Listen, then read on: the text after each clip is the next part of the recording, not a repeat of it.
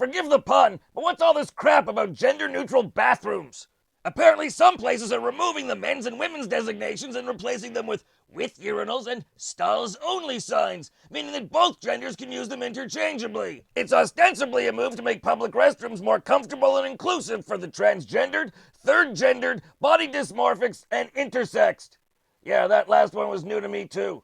In response, North Carolina recently passed a bill that requires people to use the public bathroom designation which accompanies their biologically determined sex at birth. So if you swing a little bit between the legs, it's the land of the urinal puck.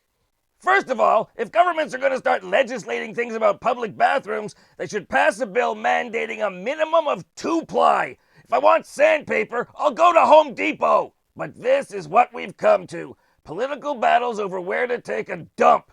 Single-seat bathrooms doesn't really make sense to genderize them. How many times does a woman or a man have to cross their legs and wait because the bathroom with their gender label on it is occupied while the other is empty?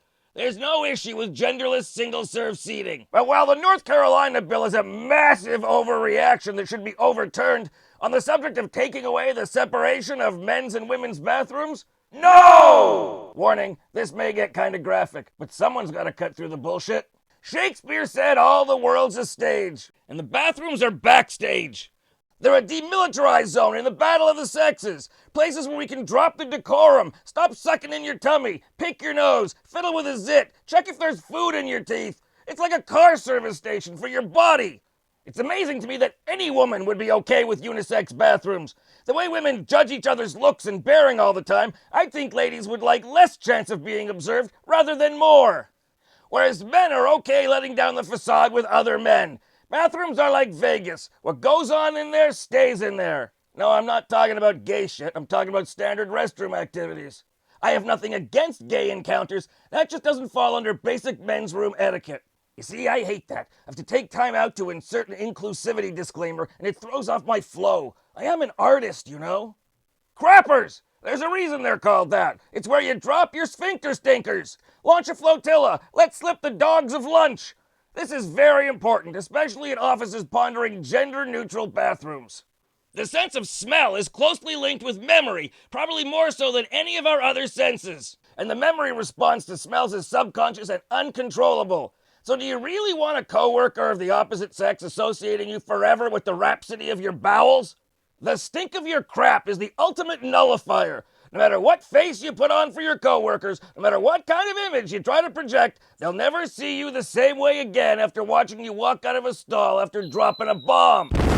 You know that sheepish look you get on your face when you finish stinking up an airplane bathroom and come face to face with the person who's going in next? That feeling every time you face the coworker who saw you exit the stall.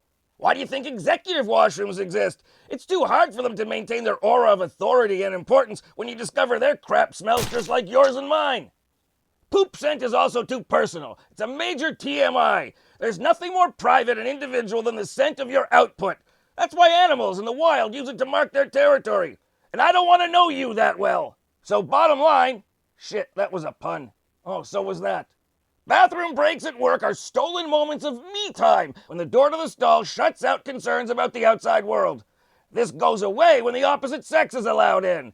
It's a complete violation of boundaries and probably human rights. Certainly common sense. Also, ladies, do you really want to deal with pee on the seats and pee on the floor by the bowl? Trust me, even I don't like men's washrooms. So you ask me, hey Ed, what do we do about transgenders and transsexuals and body dysmorphics and the intersexed and whatever other new affected group enters public consciousness? Simple. We don't rename men's and women's bathrooms with urinals and stalls only signs. We rename the handicapped bathrooms. Wait, handicapped. Can I even use that term anymore? Can I get a ruling from the judges? Whatever you call them, these bathrooms are mandatory in most public places I know of, and they're often little used. So just make these special requirements restrooms. Problem solved. Oh wait, I can hear the outrage warriors yelling, you can't make handicapped bathrooms into bathrooms for transsexuals because that's calling them handicapped. No, it isn't. But thanks for your absurd outburst. I believe in making as much accommodation for people as possible, but there's a place where idealism needs to cede to realism, and with bathrooms, the butt stops here. Leave public bathrooms as they are and broaden the inclusiveness of the handicapped crappers, which, by the way, are better because they're usually single-seaters, so you don't have to sink into the olfactory stew of mass-use public bathrooms. So there, problem solved. Any other world issues you'd like me to solve in under 5 minutes? By the way, as an aside, whenever I find myself in a building with coworkers, I use the toilet on another floor. Back at Much Music, I used the bathroom on the floor that had the most gay men working there, because the bathroom was always cleaner and smelled better. Hey, I don't make the news, I just report it. I'm Ed the Sock. Don't forget to follow me on Twitter at Ed the Sock. And subscribe. If you haven't already, subscribe. If you already have, subscribe again. It's not going to hurt you. As for me, well, all this talk about bathrooms, I gotta go drop the kids off at the pool. See ya.